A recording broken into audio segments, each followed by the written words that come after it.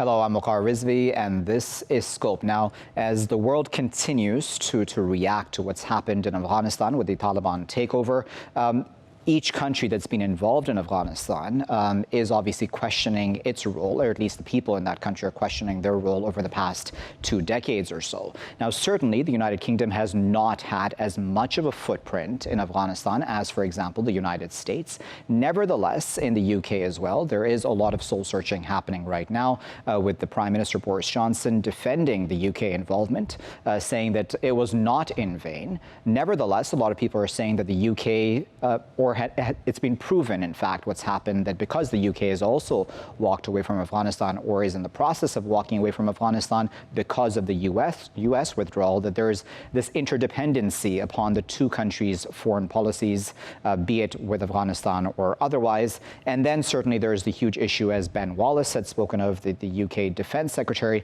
about those who were allied with the UK or the coalition as a whole and not being able to then protect and or bring all those people over to the UK, and he held back tears as he was discussing that during an interview not too long ago. Let's discuss those issues and, of course, just overall the view on what's happened in Afghanistan from the UK and Europe. We're now joined by Dr. Caroline Kennedy-Pipe, who is a professor of international security and international relations at Loughborough University. She's joining us today from Leeds in the UK. Joining us from Brussels in Belgium is Dr. Bojan, who is a lecturer in international relations at the Brussels School of International Studies. And joining us from London in the UK is Dr. Jonathan Goodhand, who is a professor of conflict and development studies at SOAS. Jonathan, Bojan, and Caroline, thank you to all three of you for your time today. Caroline, I'd like to start with you. How do you reflect on the UK involvement in Afghanistan and what's happened there? So if we can go back 20 years, the UK became involved alongside our primary partner and ally, the United States, because of Article 5 of the NATO covenant. And so we were obliged, after the attack on the United States by Al-Qaeda, to stand, as the then Prime Minister Tony Blair said, shoulder to shoulder. So you're entirely correct that we embarked upon coalition warfare, along with many members of NATO, in a bid to oust Taliban, and also a secondary mission to emancipate the women and girls of Afghanistan. So the auspices of the campaign was a positive one for many of us in the UK. We believed in the disposition of Taliban, and we certainly believed in a mission of securing Afghanistan with the Northern Alliance for its people, but also to prevent it becoming a breeding ground for radicalism. 20 years on, of course, you're quite right, over the last few days, there has been a great deal of scrutiny in the United Kingdom over President Biden's rapid decision, which did take us by surprise, not necessarily to enforce the deal in Doha, but the speed, the acceleration at which Afghan forces were left really bereft of support. Today, we're looking at, in terms of humanitarian intervention, at airlifting, we hope, nearly 6,000 people off the ground, our embassy staff, civilians, and those who have aided us in the war. My own feeling is, and we must take account of all of those who lost their lives, over 450 UK service personnel, as well as the countless civilians in Afghanistan. My personal view is it was not a waste of time. Those 20 years have brought time and space for the women of Afghanistan. There have been significant improvements in education, in welfare, in public, in the enabling of women to take part in democratic processes. The hope today is that Taliban, if not changed, because that would be an extraordinary evolution for that group, but perhaps more subject, more reflective of what the international community might do if those gains are completely eradicated. Indeed. John, I wanted to, in fact, ask you about that point Caroline made there just at the end, right? Taliban 2.0, as some people would call them. These are not the same Taliban, seemingly at least in the way that they've acted so far. Even towards women, where there's been a direct interview with a female journalist on an Afghan TV channel, as well as women have been told to come back to their roles at work, in government institutions as well. And there have been pictures of the Taliban members speaking to women directly on the streets. I mean, these are things I would think would be unimaginable at some point in the past if we're going back 2 decades. Has this then been worth it in that sense for the UK? I'd like to just briefly say that I don't think the response to the threat, the war and the threat of the response to 9/11 of regime change was a proportionate and smart response. So I actually marched on the streets of London when the threat of war was there. Having said that, I don't think it was doomed to failure from the outset, and there are a lot of strategic mistakes made, and also a lot of hubristic kind of ideas related to state building, good governance, development, and so on, and multiple kind of sets of goals which were unrealistic. But I think there was a potential for it to work if there had been a stronger focus on politics and on negotiation and on bringing in parts of the Taliban into the new political settlement. And then the catastrophic failure of strategy that came firstly from the Trump administration and then the Biden administration, and leaving us in this current situation. So going to your question, I mean, the Taliban Mark II, if you like, is not going to be the same as Taliban Mark I, but I don't think we should be misty-eyed and unrealistic about what kind of a movement it is. It's still got very conservative ideas, and if you look where people are running from and trying to escape from, they're not running into, the population is not running into Taliban-held areas, they are running away from it, and if you see the awful scenes at the airport now, they're trying to get away. So the Afghans I talk to now in Kabul are deeply, deeply worried about what's going to come, and they're deeply skeptical about the pronouncements that have been made so far. Yeah. Obviously, these are good things to be saying, but they're worried about whether they can deliver on them subsequently. Now, a couple of quick points to make here. Sure. The Taliban are coming into, they're inheriting a very different situation from what they did in 95, 96 when they came to Kabul. There is a complex set of institutions and an administration and a bureaucracy. There is in Kabul a major population of particularly young people with expectations. And so in a way they're going to be forced in some respects to rule differently from the last time. So they also are bringing in, by all accounts, at least some people from the old regime.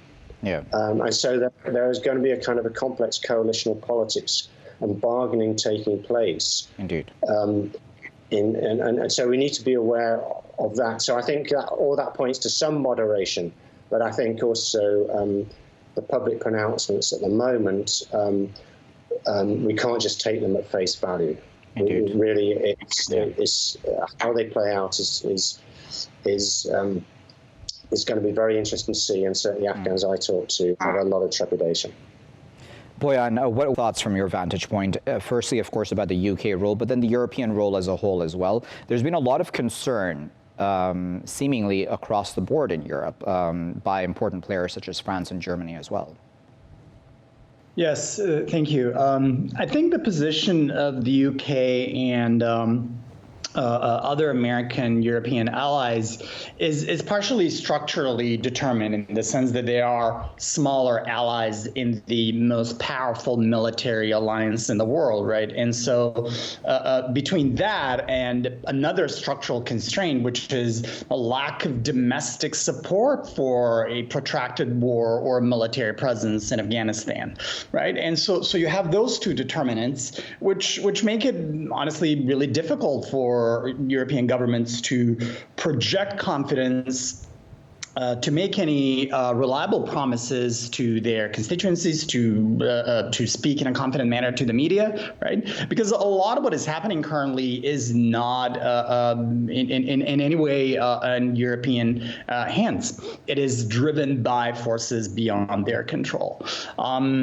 However, having said all of that, I think that European governments and including the UK government, they need to now think sort of very, very carefully about the things they do have under control and things they can change and do right, which is really tackling the problem of thousands upon thousands of Afghans who once worked for U.S. governments, for a European and U.S. government, NATO governments, who once worked for Western NGOs, security contractors, who worked for journalists, news agencies who operated out of Afghanistan, who worked with researchers, academics like myself. But who are now, left out to dry. I mean, they have not been fully abandoned yet, but I've been in touch with a lot of them, and they do feel an acute sense of uncertainty, and they do feel like they could be abandoned. And I say these things in particular because we already see in the British and American media, and German media as well, already these very strong anti-immigrant voices gaining prominence, and that's usually framed as, oh, we're just asking questions, oh, this is a legitimate concern. But they're already voicing unfair concern about the issue of Afghans who have firstly worked with the UK government throughout these years, and secondly, those who may just be seeking refuge as well if things do go south, which they may very well. I mean, it's a wait-and-see game, right, on all of our parts. What do you make of what the UK should be doing in that regard, and what will likely happen? So at the moment, the UK is negotiating central government very hard with local and regional governments and local councils to ensure that the full package for those who are lifted out of Afghanistan will be settled and will be made to feel at home.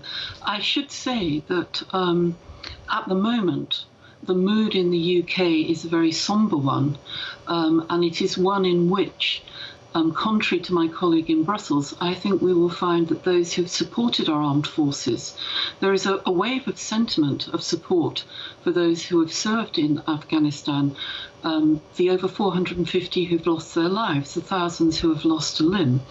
And there certainly is, that I can see, absolutely no opposition to the safe passage of women, children, and those who've served with the British government into the UK.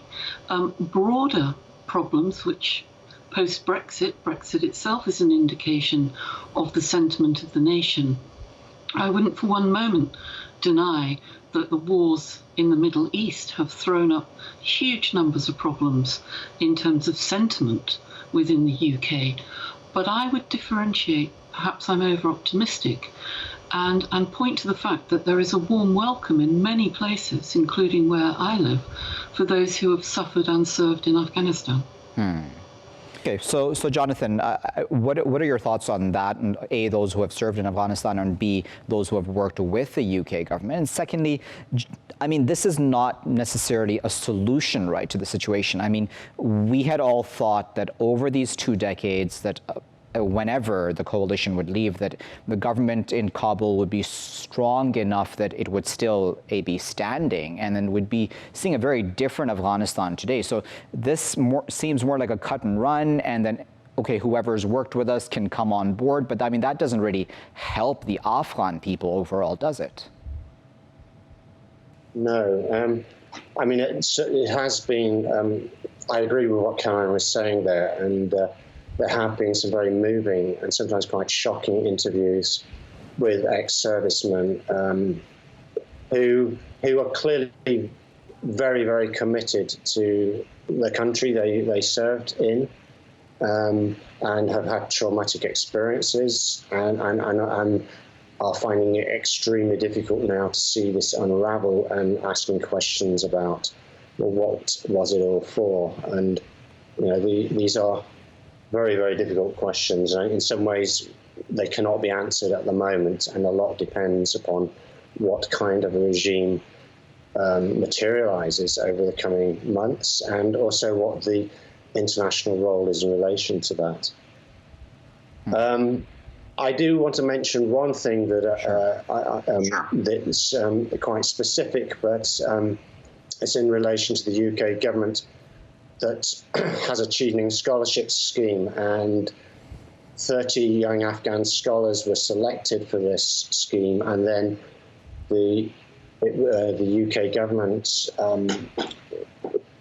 last week said that they were unable to process the visas of these scholars, which would have been a very tragic and I think huge mistake, and symbolically very important. And it seems now that Boris Johnson has said he's going to try and pull out the stops to get the visas for these young scholars, because I think that is incredibly important, because I think, as Caroline was saying, that if there is a legacy of the intervention, it is about the new generation who have grown up with an experience of, albeit a flawed democracy, but with some expectations about public engagement, some expectations about the role of women. And, that generation is a future hope. It will hopefully it will not be cowed by the Taliban, and the role of international actors engaging and continuing engaging with this generation, I think, is incredibly important. The final point is, the UK has had a very problematic discourse and also policy in relation to refugees and asylum in recent years, and Brexit has stirred it up even more. I kind of partially agree with what Caroline was saying, is that it does sound like there's within the Conservative Party there's a strong push to make a special case for Afghans, but I think it's something that has to be kept. We have to keep pushing on this, because there's also a danger of strong pushback as well. And I'm going to ask you a very open-ended question, but do you feel that the way the coalition acted, including the European countries, including the UK, of course, as well, that they acted such that Afghan lives mattered to them? Because, that's a question, and even on social media, that's been trending, in fact, as a hashtag, that Afghan lives matter, as if there needs to be a reminder then for the world that, hey, these are human beings that we're leaving behind in this situation.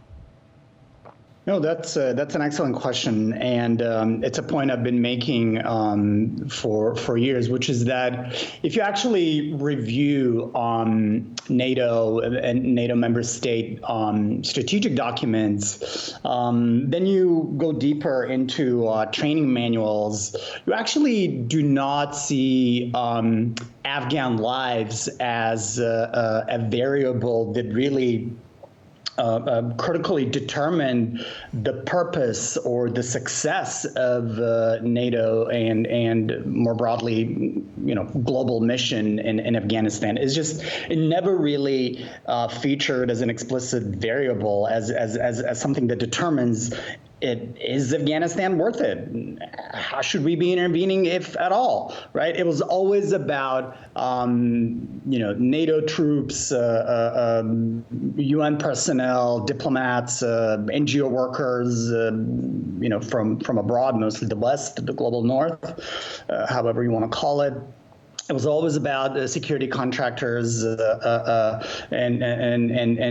sort of that global political, economic security class in Afghanistan. And then obviously also about more tangible strategic interests in the region and NATO member states. But Afghan lives were always, even when casualties from Afghanistan were reported, they were always at the bottom of every article, every table, every strategic discussion, and they never featured as prominently. Yeah. So people, it is absolutely acceptable and normal. And I think that attitude is is not new. It's shaped the entire history of the global intervention in Afghanistan since 2001, and it speaks to why we've had the casualties and the heartbreaking numbers of internally displaced people, refugees in Iran and elsewhere, and why we're going to see probably more of that. We'll have to leave there as a final word, and the clock has gotten the best of us. We really appreciate Bojan, Caroline, and Jonathan for taking their time out of their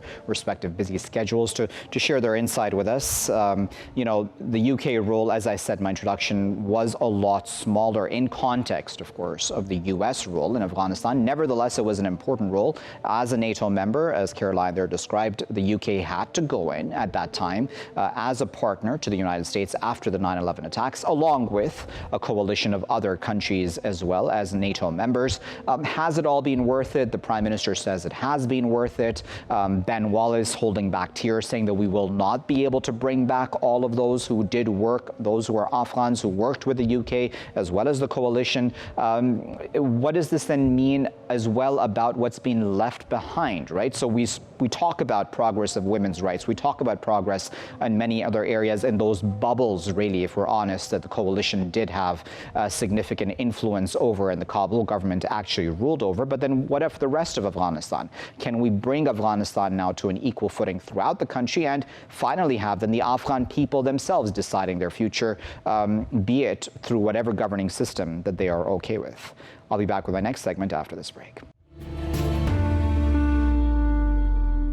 Welcome back, viewers. You're still here in Scope with me, Waqar Rizvi. Now, throughout what we've been seeing happen recently vis-a-vis the climate change, the fires across the world, as well as flooding in some parts, and the increase in temperatures, even in places like Canada, which one would not expect to have record temperatures, and even places in Europe as well that have hit record temperatures this year, as well as how the world handled or mishandled the pandemic, depending on how you look at it. There's a lot of questions then being asked, and these are very big questions. I don't want to get into a very theoretical discussion or very academic discussion, but I want to bring it into layman's terms, if we can, in this discussion that we're going to have in this segment about what exactly has gone wrong. Is it our economic system, global economic system? Is it our global governing system? Is it a mixture of both that is at issue? Is it neoliberalism? These are all very big questions, as I said, but they're really important because a lot of people are reflecting on that and wondering what exactly went wrong. Why do we have this kind of even vaccine inequality, for example, when it comes to the fact that we all know, in fact, that if we're not all vaccinated, we will continue to have variants, for example, coming out. And if we don't deal with climate change, we don't hold those companies to account that are polluting, then we will continue to have these sorts of effects that we're seeing play out around the world at this time. To discuss that further, we're now joined by Dr. Robert Pollin, who is Professor of Economics and Co-Director of the Political Economy Research Institute at the University of Massachusetts, Amherst. He's joining us from Amherst, Massachusetts this morning. Joining us this morning from Durham, North Carolina is Dr. Dirk Philipsen, who is a Professor of Economic History at Sanford School of Public Policy. He's also Senior Fellow at the Keenan Institute for Ethics at Duke University. And joining us from London, UK is Dr. Gargi Bhattacharyya, who is an author as well as a Professor of Sociology at the University of East London. Gargi, Dirk, and Robert, thank you to all three of you for taking our time out of your busy schedules to join us. Gargi, I'd like to start with you firstly. As I said, it's big questions to be asking, but what do you put this down to, the failure, or humanity's failure, really, if I can ask it this way, about climate change as well as the pandemic? Well, I think what we're living through is a really terrible breaking point where a long history of thinking of some groups of people and some regions of the world as kind of disposable is catching up with all of us, so that the misuse of global resources and the misserving of poor populations across the world is now causing these fractures, both in terms of climate emergency and, as you've said, also in terms of the pandemic, where the most vulnerable areas and populations under the pandemic have been. And now, with access to vaccines, we're going forward into a new landscape in which there will be a replication of those areas of vulnerability, which we seem to be just ignoring in spaces where there's been better vaccine coverage. And people want to think that we're onto the new phase. I think it's a kind of willful, put your head in the sand about a long, long history of inequality. Robert, what are your thoughts on this? We said right at the beginning of the pandemic, didn't we? Even the WHO did, that we are in an interconnected world, and that whenever vaccines were developed at that time, they hadn't yet been developed, that it would need to be, or they would need to be distributed equally or as equally as possible across the world, and that certainly has not happened. Is this down to our global governing system, economic system? Yes. I mean, it wouldn't be especially difficult to distribute vaccines in an equitable way if there was the commitment to do so. The commitment to do so clearly does not exist. We've been living for 40 years under what a lot of people call Neo-Liberalism, which is a variant of capitalism in which the inequalities are compounded, the inequalities are celebrated, the commitment to egalitarian social programs in the areas of public health, in the areas of employment, and on climate change have been either dismissed, dismantled, or altogether neglected. And that's where we are right now. And we're seeing the consequences across a lot of areas, in particular, obviously, with respect to the distribution of vaccines, and in the area of climate change. We've known about the climate change severity of the problem now for decades. Actions have been taken, but they've been wholly inadequate. The biggest single factor inhibiting progress on climate change is the interests of the fossil fuel companies who are burning fossil fuels, oil, coal, and natural gas. And that is the major cause of climate change.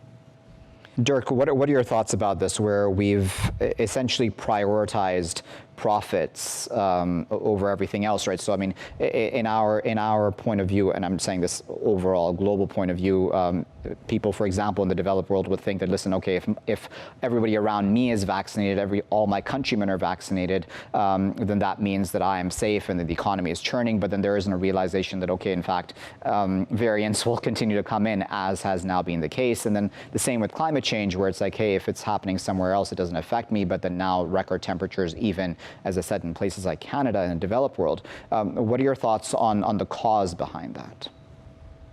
So I just want to build on what I completely agree with that Gargi said and Robert. I think it's really important to realize that we have a truly global problem, and I don't think it's a problem with humanity or human nature as much as it is a problem with a system.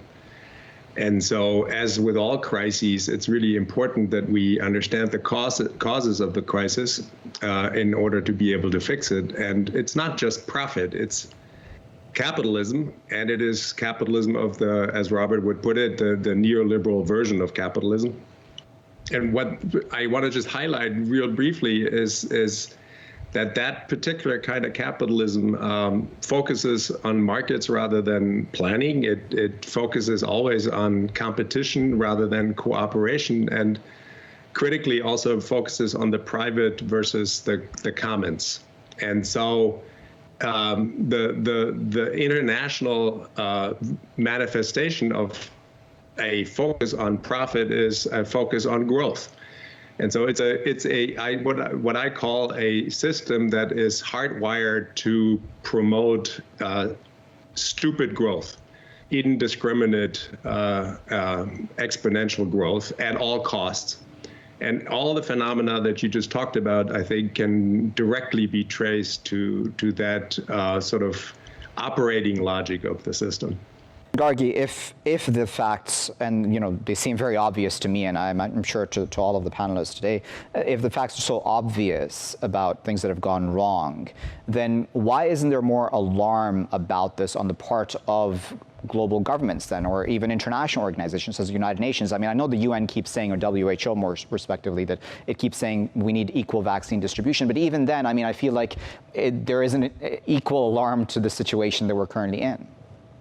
No, absolutely. And again, I really agree with the other two speakers in terms of how we've got to this place. But the thing that I'd add is that actually, sadly, I think there are people in the world who are not alarmed, who have always previously thought of disaster for some of the human population as a business opportunity, and also think that the carnage of a global pandemic is once again a kind of business opportunity.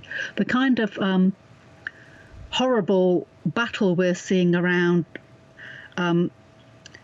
intellectual property around vaccines, even before we talk about the actual distribution of vaccines, is partly the uppermost edge of seeing how the global pandemic, as well as being a global catastrophe, is making some people very, very rich.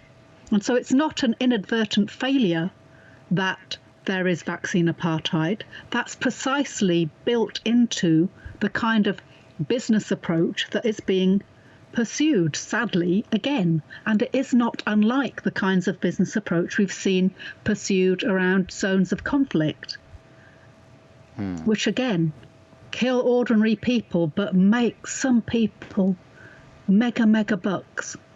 And the interest in making those mega bucks, sadly, is still having a greater influence on how the globe addresses this crisis than all of the human need everywhere. Robert, I wonder, and I'm sure, I'm glad Gargi brought up the issue of intellectual patents when it came to the vaccines and the debate about that. I'm wondering what your thoughts are about that debate. But then on top of that, I wanted to add this on when it comes to the issue of capitalism, that, for example, the green economy, as we talk a lot about, especially in the developed world, right? That's not necessarily a bad thing, isn't it? I mean, that gives incentive then to companies to do the right thing? Well, it depends on how we structure the green program.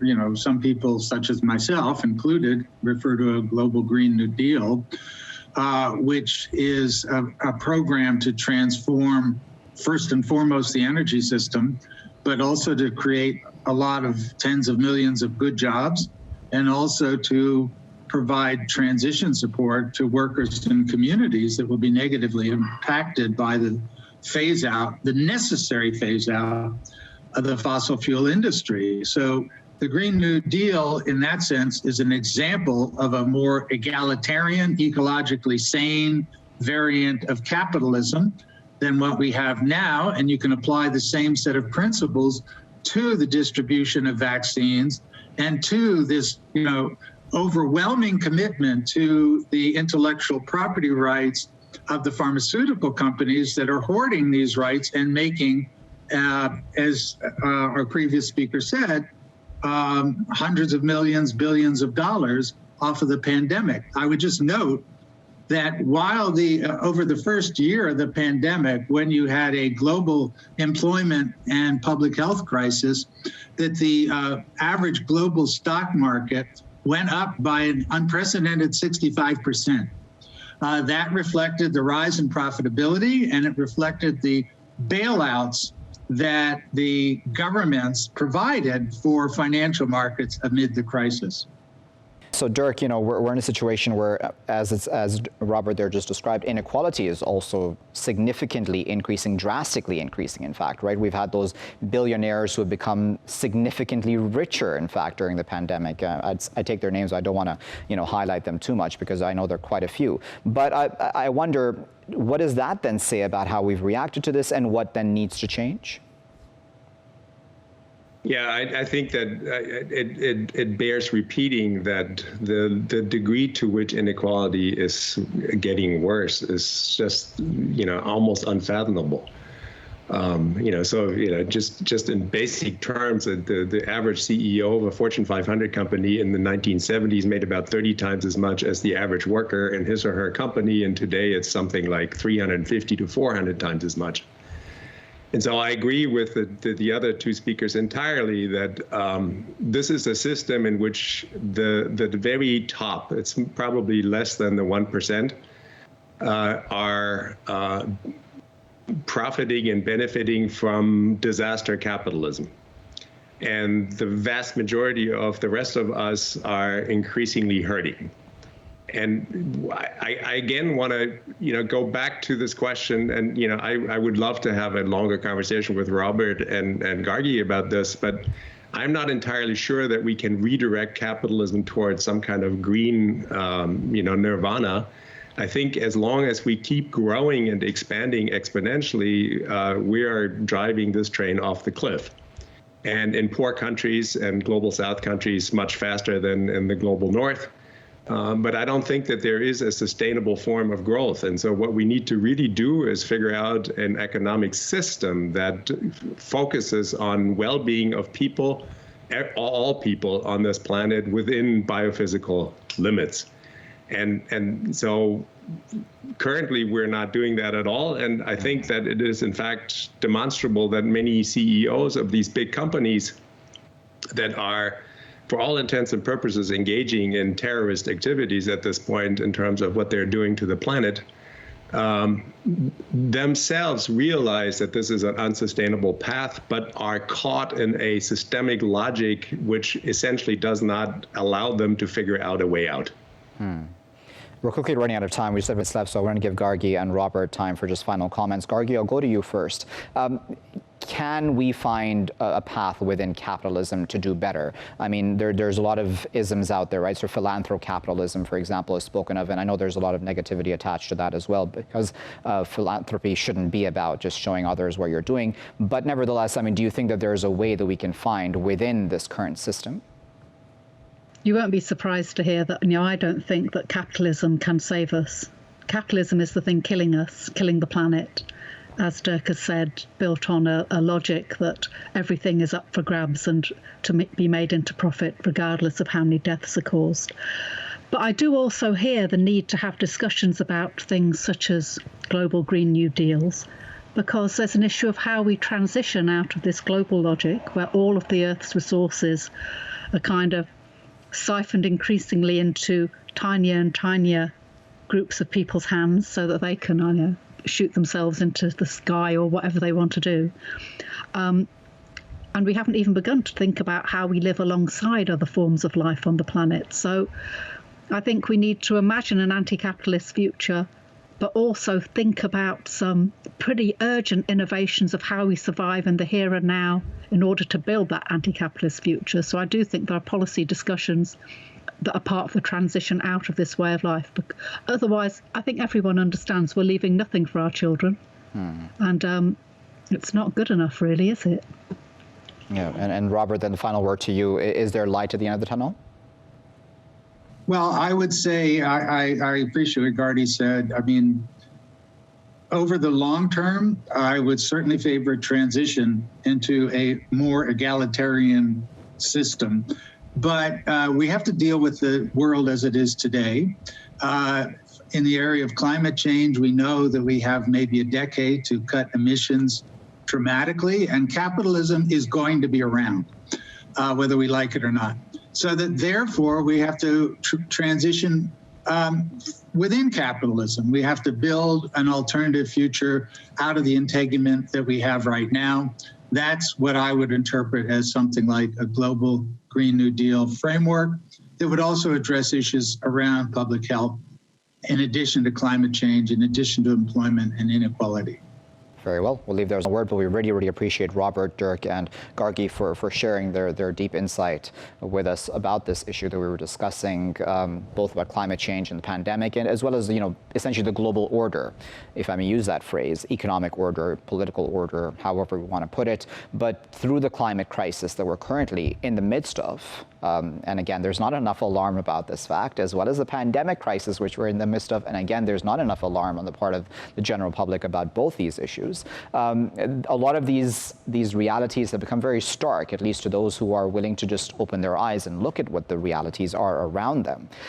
Will the world be able to pick itself up and act in time, or are we looking towards a very dark future then for the next generation, or even our own generation, depending on your age and where you stand right now in life, or where exactly in the world you live? If you're in the developing world, you're likely suffering much worse effects of climate change and certainly the pandemic, and therefore economic crises as well. I'll leave it there for now. I've been Waqar Rizvi. Thanks for watching.